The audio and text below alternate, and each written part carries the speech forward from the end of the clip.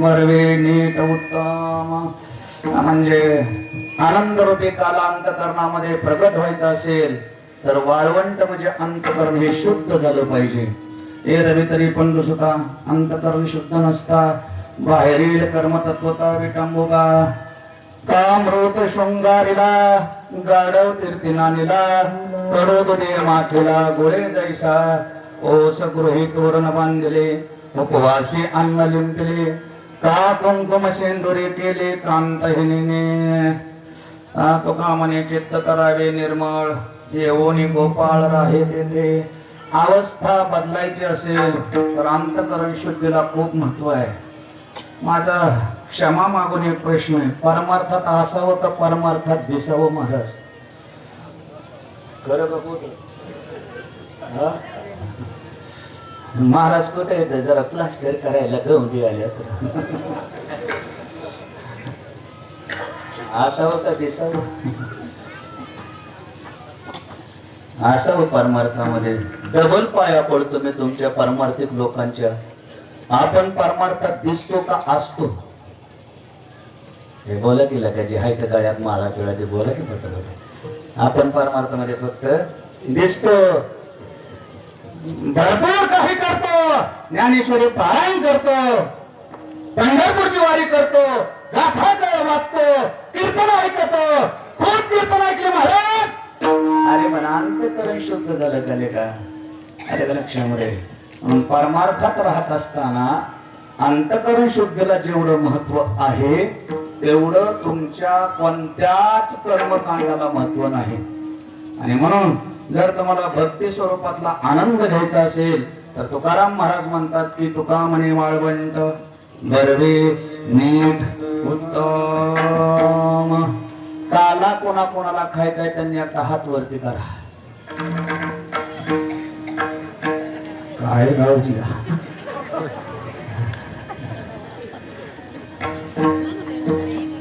अरे तुम्ही खाण्याकरताच आलेला तिथं,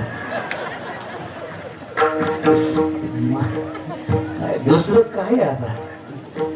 खरं सांगलं तुम्हाला, ज्यांना काला खायचा आहे त्यांनी एकदा हात वरती करा सगळे दोन्ही पण. आणि एकदा भगवान परमात्म्याचे अंतकरणामध्ये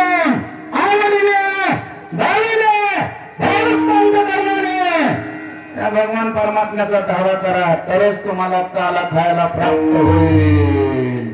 विठोबा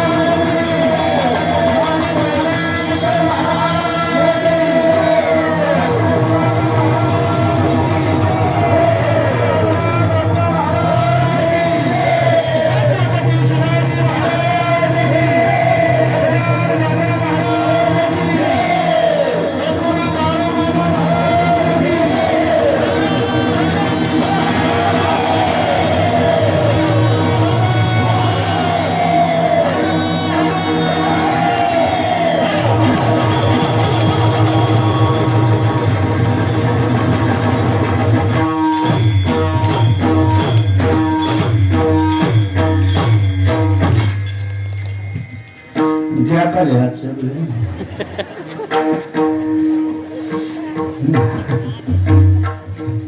भावार्थ या ठिकाणी पाहण्याचा प्रयत्न केला. उपजून या पुढते येऊ काला खाऊ दही भात वैकुंठ ऐसे नाही कवळ काही काल्याचे. पण काल्याच्या कीर्तनाची सांगता कोणतं चरित्र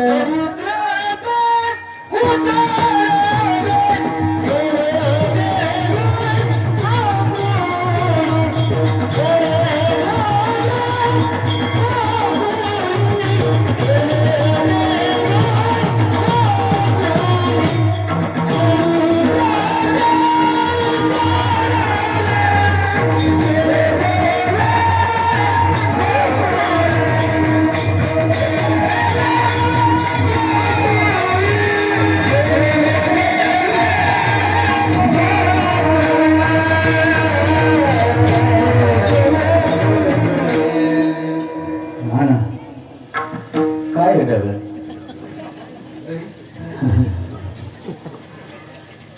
आंबट आहे का गोड आहे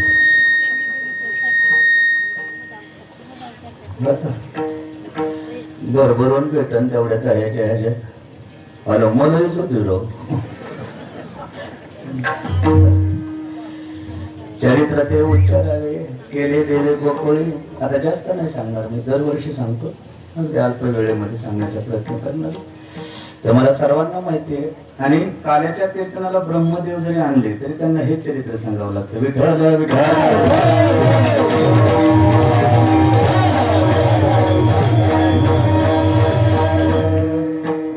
वसुदेव देवकीचं लग्न झालं. आकाशवाणी झाले. सोडवायला जात असताना अरे मूर्ख कंसा, ज्या बहिणीला तू घेऊन चाललास तिचं 8वा पुत्र तुला मारणार आहे. खडग काढलं, मारायला लागला, बंदीखान्यात टाकलं. ज्या राक्षसाचं पाप जोपर्यंत पूर्ण होत नाही तोपर्यंत देवाला पण मारण्याचा अधिकार होत नाही. म्हणून लहान लहान बालक मारून घेतली नारदाने. संख्या सांगितली, पहिलं मेलं, दुसरं मेलं. आता कीर्तनात लवकर मरत येत लवकर होत्यात बघा. पहिलं मेलं, दुसरं मेलं, तिसरं मेलं, चौथं मेलं, 5वं मेलं, 6वं गायब झालं. आता 7वं देवकी मातेच्या उदरामध्ये वाढत असताना मला वाटलं वरूनच पडलं दगड बिगड. माझेच बदलायला आले, पण काय करावं, पैसेच नाही.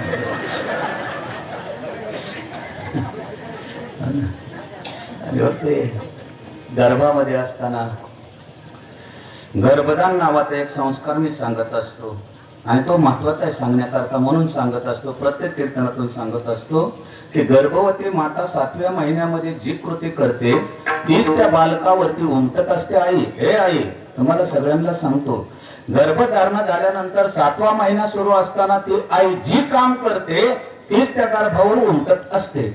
उदाहरणार्थ 7वा महिना चालू असताना जर ती आई ज्ञानेश्वरी वाचत असेल, गाथा वाचत असेल, तुळशीला पाणी घालत असेल, गो सेवा करत असेल, सासू सासऱ्यांना आई बाबा म्हणत असेल, त्यांचीही सेवा करत असेल, रोज आपल्या पतीचं दर्शन करत असेल, हरिपाठ वाचत असेल, हरिपाठ घेत असेल, त्रिकाल संध्या करत असेल, आचमन करत असेल, सूर्याला अर्घ्य देत असेल, आणि हे सगळं करत असताना आपल्या वाणीने शुद्ध चांगलं बोलत असेल, तर तिच्या उदरामधून जो मुलगा गर्भामधून येतो तो संत आणि हरिभक्त परायण झाल्याशिवाय राहतच नाही. गर्भदान नावाचा संस्कार आहे. आईवर खूप अवलंबून आहे महाराज. आई काय करते ते, आणि तेच आई 7व्या महिन्यात जर टीव्ही चालू केला, 7 दिवस सासूचं 7 दिवस सुनचं, आणि बऱ्याच काही गोष्टी बघायला सुरुवात केली. अक्षय कुमार, सलमान खान, शाहरुख खान, अमरीश पुरी, ढिशूम ढिशूम दिलजले, असं मारामारी करायला लागल्यावर हे मुलगा जन्माला आलं की लगेच आईच्या कानपडे खांते चटाचट. कारण तिने काय बघितलेलं असतो, अक्षय कुमार कसा हानेतोय आणि तो अमरीश पुरी कसा मार खातो हे बघितल्यामुळं बापाला लाद घालतो मागून. आईला खुदकुनी हसायला येतं. कसं हाणतंय फायटिंग. फायटिंग का हाणतं माहिती का? कारण 7व्या महिन्यात हिने फायटिंगच बघितली फक्त, म्हणून ती फायटिंग हाणते. आणि मोबाईल जी चालली होती 7व्या महिन्यापासून 9व्या महिन्यापर्यंत सारखी मोबाईलवर बोट फिरी होती. तिथं बोट आतूनच आईच्या पोटात रेगा वडीत असतं महाराज. बाहेर जन्माला आले की त्याला दात वगैरे नसते जगदाळे बाबा, बरं का महाराज. त्याला दात पण उगवलेले नसतात, तरी त्याला फेसबुक कळतं, इंस्टाग्राम कळतं, टेलिग्राम कळतं, व्हॉट्सअप चालवायला कळतं.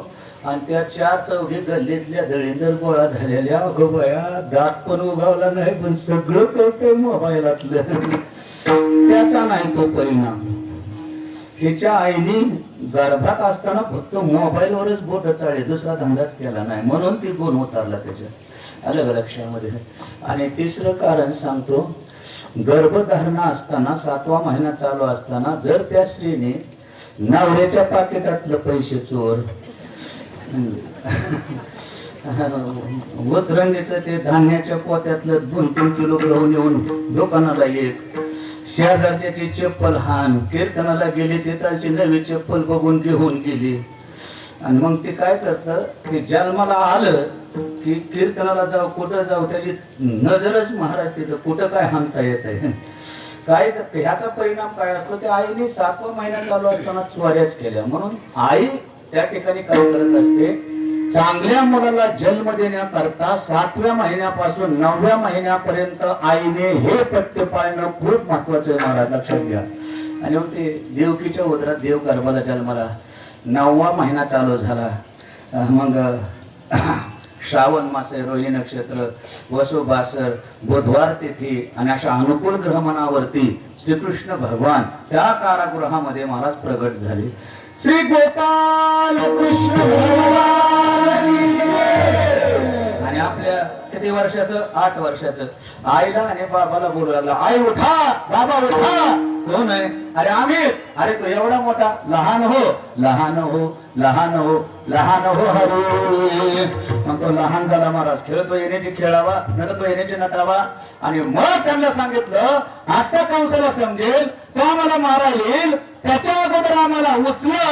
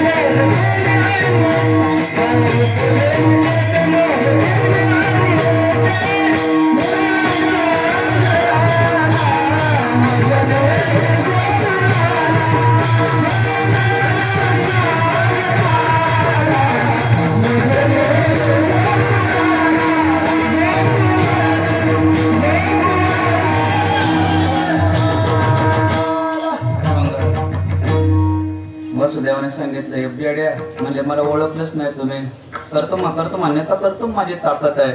वचलेला कमळापती, पायाची बंधने कळते, अंगरक्षे झोपे गेले, दार उघडले, टोपली घेतली, बाहेर रिमझिम पाऊस येतोय. शेष भगवंतानी छत्री पकडली, यमुनेच्या काठावरती गेली. यमुना जास्त तुडंब भरून वाहू लागली, कारण तिला दर्शन घ्यायचं होतं परमात्म्याचं. छोटासा अंगठा भगवंताने काढला, वाट दिली, गोकुळात गेले. आणि गोकुळात गेल्यानंतर त्या ठिकाणी माया जन्माला आली होती, ती उचलली, याला तिथं ठेवलं, माया घेऊन आली. माया रडायला सुरुवात झाली, कंसाला कळालं, कंस पळत आला, उचललं. मुलगी पण नारदाने सांगितले, तिला मारायचा प्रयत्न केला, घराघरा फिरवली, पण माया कोणाच्या हाताला लागतोय. ब्रह्मदेव जिथं बोलतो, महादेव बोलतात, रावणासारखा बोलतो, नारद चाळा चुकतो, इंद्राला भग पडतात. अशी असणारी माया जर कुठे प्रगट झाली, ती कोणाच्या हाताला लागते, ती तिथून सटकली. आकाश मार्गाने जात असताना आकाशवाणी झाली महाराज. कोणती आकाशवाणी?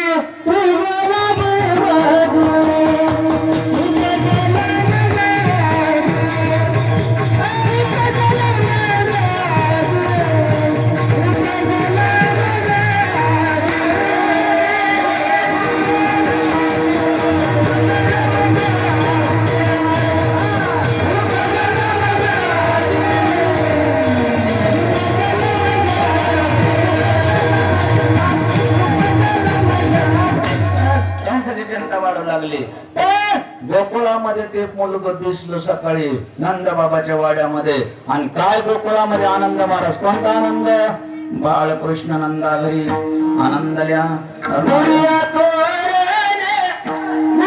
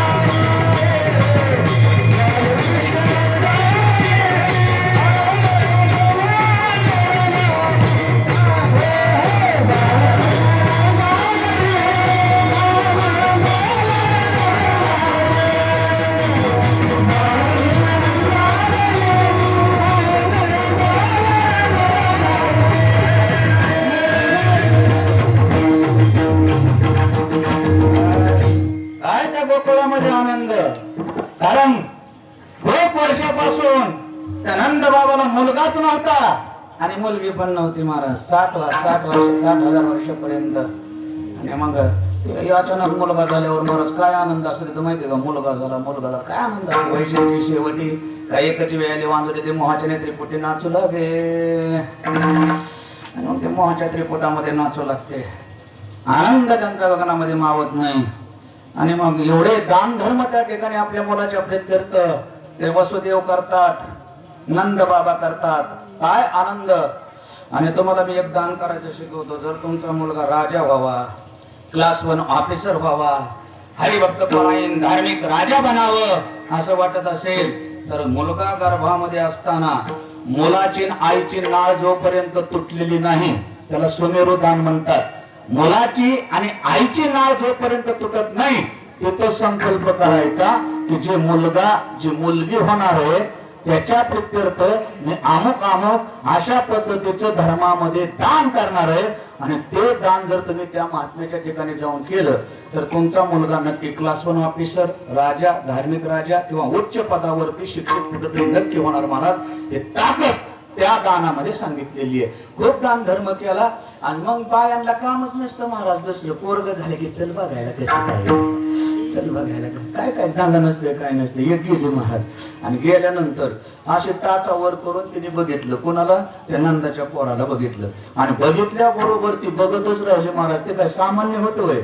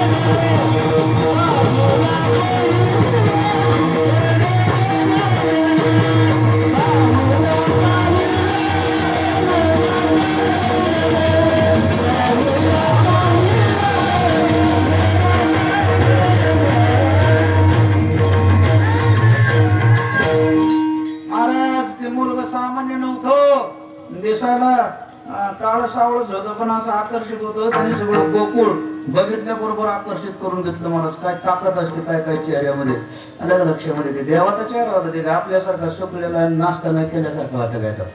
बघा तुम्ही आल्या आल्या काय टवटवीत होते महाराज. दिवस मावळल्यावर सूर्यफूल कसं तोंड टाकले. राजस सुकुमार मदनाचा उदरा.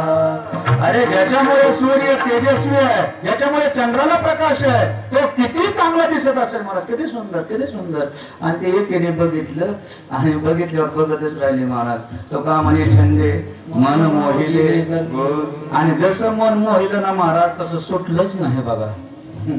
आणि जशी ती गोकुळात गेली, गोकुळात गेल्यानंतर सगळ्यांना सांगू लागली,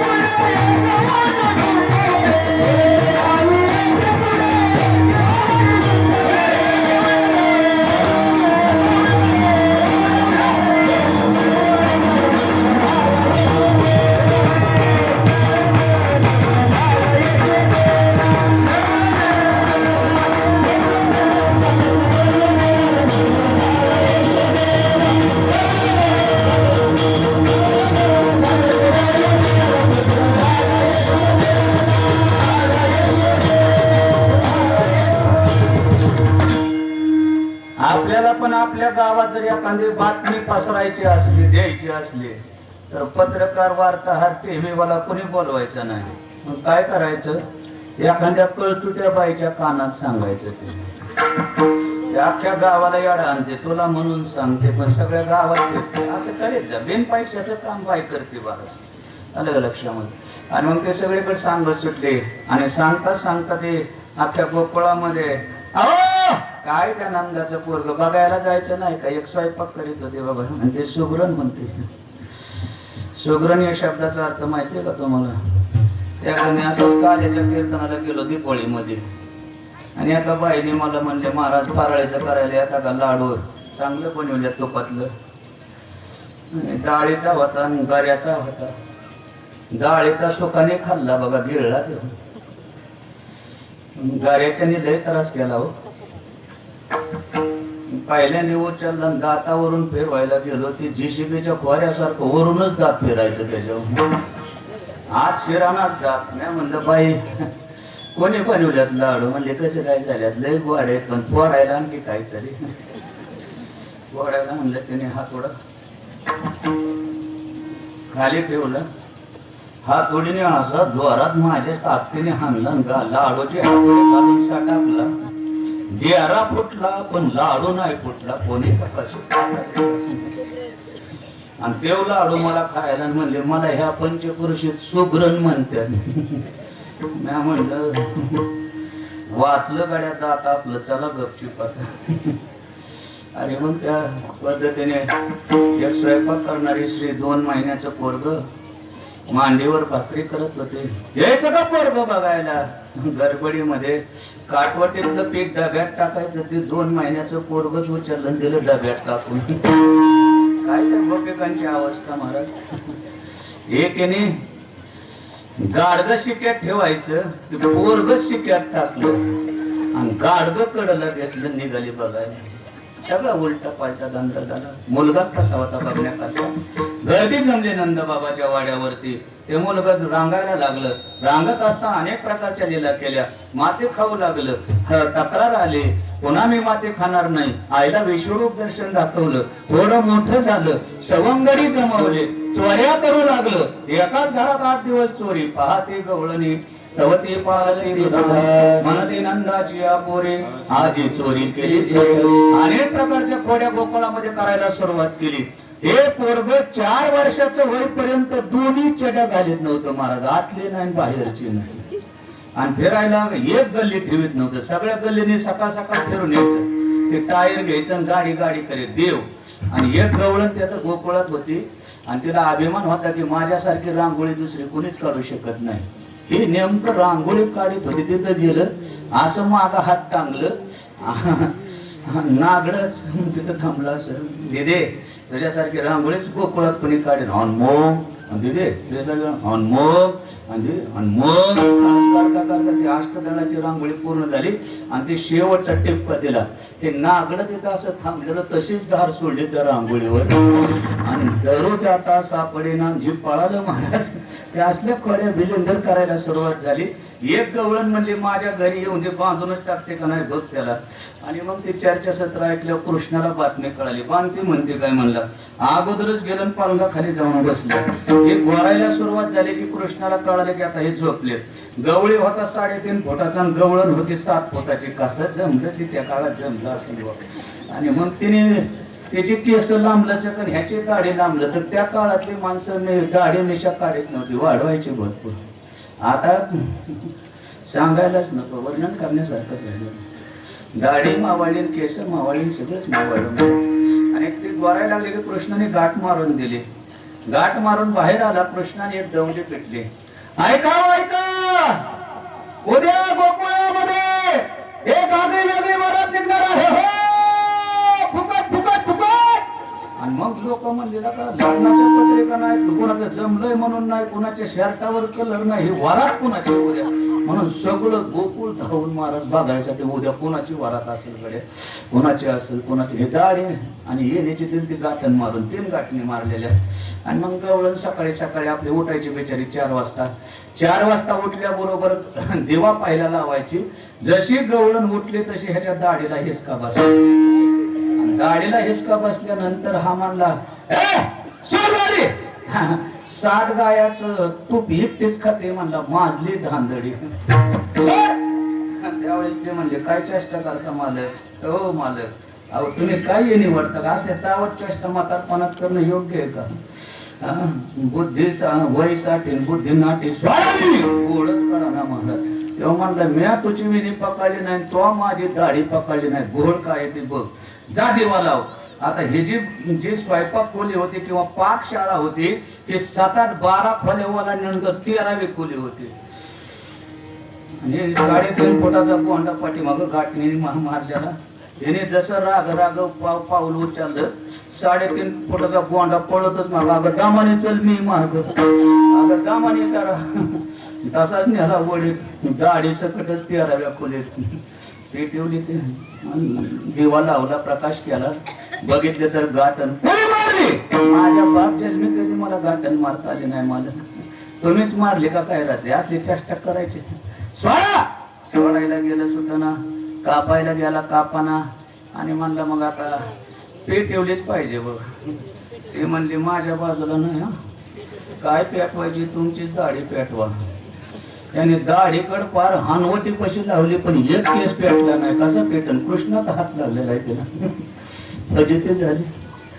शेजारीने आले म्हणले दिवस माथ्यावर आला तरी रांगोळी नाही, साडा नाही, तुळशीला पाणी नाही, ह्यांना मुलं बाळ नाहीत, काय मिळलं का काय हे घरात कोणी म्हणून टाकटाक वाजवलं. हो जसं टाकटाक वाजलं तसं याचं अंतःकरणाने धपकीनेच केलं. मला आता मिळेलच म्हणले, आता ही फजिती. आणि जसा पहिला पाऊल त्या गवळणीने 7 फुटाच्या गवळणीने बाहेर ठेवला, त्याने सगळ्या तालुक्यातले बँड बाजे सगळं ते मोठमोठं भोंग भिंग आणून ठेवलं महाराज. कोणी कृष्णाने वरातीसाठी. कोण स्वतःने वाकड्या पेंद्या बोबड्या ताट तांबे बादल्या घामेली फुटकी घामेली कोंबड्या झाकायचं झाप हे सगळं गोळा केलेलं कशासाठी, वरातीसाठी. आणि मग कृष्णाने जशी वरात बाहेर निघाली तशी म्हणले वाजवा. वाजवलं की टांग टांग टांगडा टांग टांग टांगडा ह्यांच्या पुढं वाकडी तिकडे नाचत निघाली वरात. आणि वरात लागल्या कृष्णामध्ये चांगल्या पद्धतीने मोराचा पीस लावून नाचत होता महाराज. नाचता नाचता त्या गवळणीकडे गेला आणि म्हणला का ग काके, हे काके मला बांधीन म्हणत होती काय 4 चौकात यमुनेच्या काठावर धुणं धुताना. आणि मग तिने शिव्या द्यायला सुरुवात केली. मेल्या मुडद्या तुझा जाळ गेला, तुला पेटून दिलं, तुझी राख रटकी केली, तुझं काम आहे का. कृष्ण म्हणला एवढ्या माठ्याने बोंबलू नको. जगाच्या पाठीवर कुठं गेले तरी हे गाठण माझ्याशिवाय कोणी सोडित नाही, एवढं खरं. मग म्हणले बयान अगं बयान कसलं गोंडस लेकरं ग. म्हणलं बाबाला किती उशिरा झालेलं ग, किती चांगलंय ग. 60 गायांचं दही दूध तुपलोनी रोज तुम्ही मागचिंत वर देते, पण असली फजिती काय करू नको. कृष्ण म्हणला आले काय वटणीवर. आणि मग कृष्णाने हात लावला, गाठण सुटली, एवढ्या खोड्या केल्या. कृष्णाने यशोदेच्या कानावरती अत्यंतिक खोड्या गेल्यानंतर कृष्ण सुद्धा कदरून गेली. आणि मग कृष्ण कृष्ण त्या ठिकाणी यशोदा मैया कृष्णाला म्हणू लागली, कृष्ण आता तो गोकुळात राहायचं नाही, काय करायचं? सगळ्या गाया घ्यायच्या आणि कुठं जायचं? अरे तुम्ही गाया घेऊन सारे गोकुळात या. अरे तुम्ही गाया घेऊन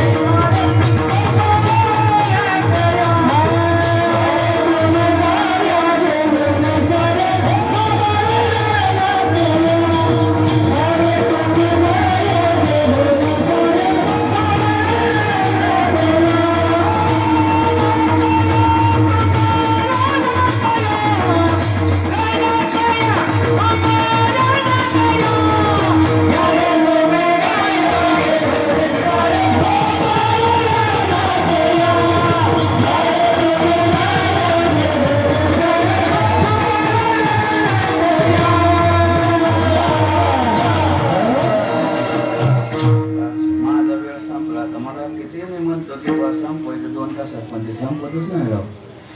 खूप प्रयत्न करतो बरं का, पण नाही ते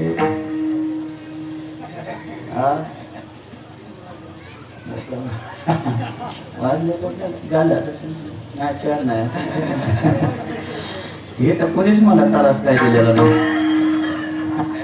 4 वाजेपर्यंत काल्याचा प्रसिद्ध महाराज आहे, त्यामुळे मला ते काही सांगायचं वाटत नाही. आलं का लक्षामध्ये? म्हणून झाले वनामध्ये गेले, 9 लाख गाय घेतल्या, गोपाळांनी गाय आणल्या आणि रमण रेती या ठिकाणी खूप मोठे खेळ खेळू लागले महाराज. कोणते खेळ?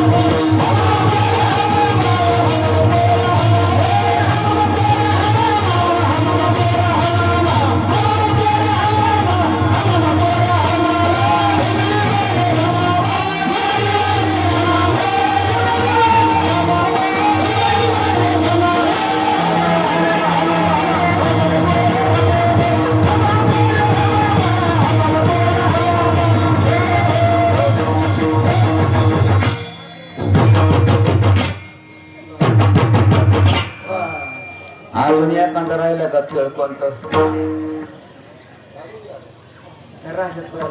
नाही राहिले मला माहिती हे आला का गुरुजीचं अवघडच असेल का ह्यांना शिकवायचं बसा म्हणतोय पण ते मला लंका चालून आलेल्या वाहनारागतच झाली बाबा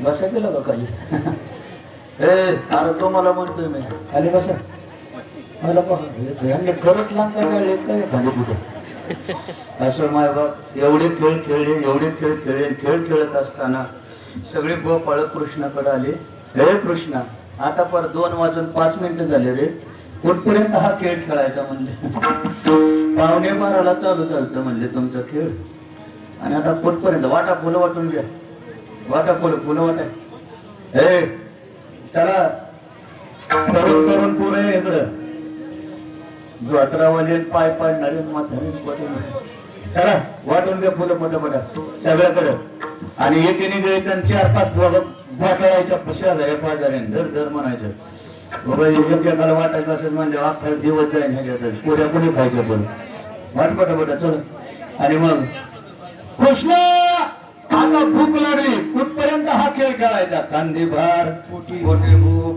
काय खेळायचे सुख भूक लागली की 2 गोष्टी करूच वाटत नाहीत बघा कसला खेळ असू द्या खेळू वाटत नाही आणि कसलं कीर्तन असू द्या ऐकू वाटत कसलं कीर्तन असू द्या ऐकू वाटत नाही आणि म्हणून आता भूक लागली रे कृष्णा मग कृष्णाने ऑर्डर सोडली महाराज ए गोपाळांनो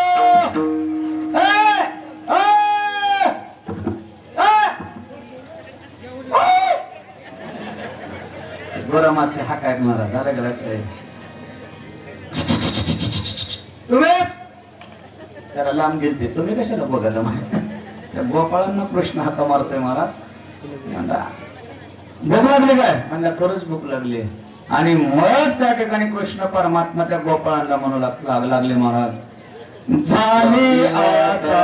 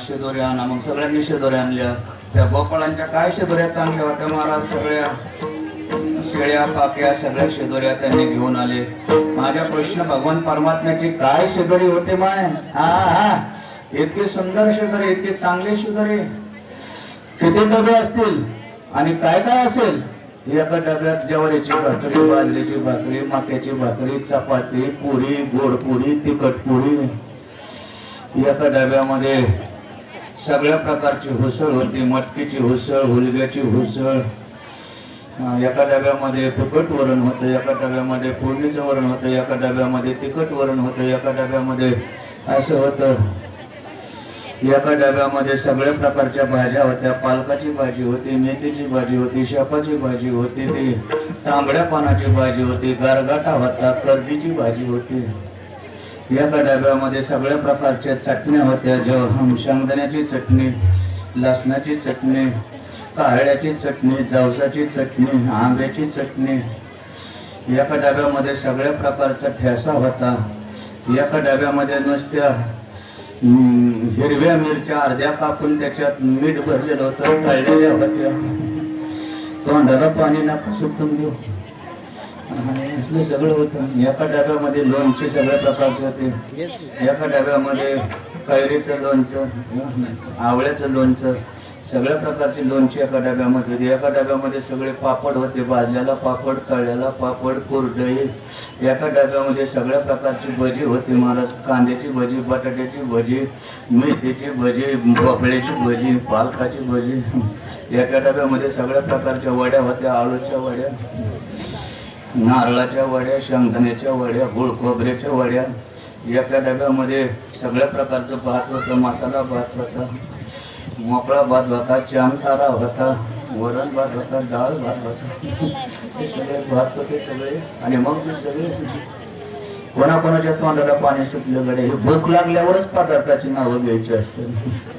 हे सगळे शेजारी एकत्र केले आणि त्या कृष्ण परमात्म्याने सर्व गोपाळांना आपल्या हाताने सगळ्यांना तो काला चारला महाराज. देवाच्या हाताने संतांनी काला खाल्ला आणि संतांच्या हाताने सगळ्या सर्वसामान्य जगाने काला खाल्ला. आणि सगळे एका संतामुळे काल्याच्या माध्यमातून सगळे जीव आनंदित झाले महाराज. आणि अशा पद्धतीने भगवान गोपाल कृष्णाने त्या वनामध्ये कलंबाच्या झाडाखाली विव्रत वेणू जठरपटे शृंग वेत्रेचे पक्षी अशा पद्धतीने काला केला. आता शेवटचं एक वाक्य कीर्तनातून घेऊन जा. तुम्हाला जर खरा आनंद उपभोगायचा असेल, खरं आनंद व्हायचा असेल तर त्या ठिकाणी जगापेक्षा लहान बनण्याचा प्रयत्न करा. हे माझ्या गोपाल कृष्णाने या चरित्रातून दाखवून दिलं महाराज. जगापेक्षा लहान झाल्याशिवाय काला खाता येत नाही आणि म्हणून काला खाल्ला. आणि शेवट सांगितलं, ज्यांचा अधिकार नाही ते सुद्धा स्वर्गातले देव इथे येऊन थांबलेले आहेत. म्हणून यमुनेच्या डोहात कोणी हात धुवायचा नाही. मग देवा खरकट हात काय करायचं? म्हणजे जिथं चाटता येणार नाही तिथं पुसा. म्हणले राव सगळीकडे चाटे द्या.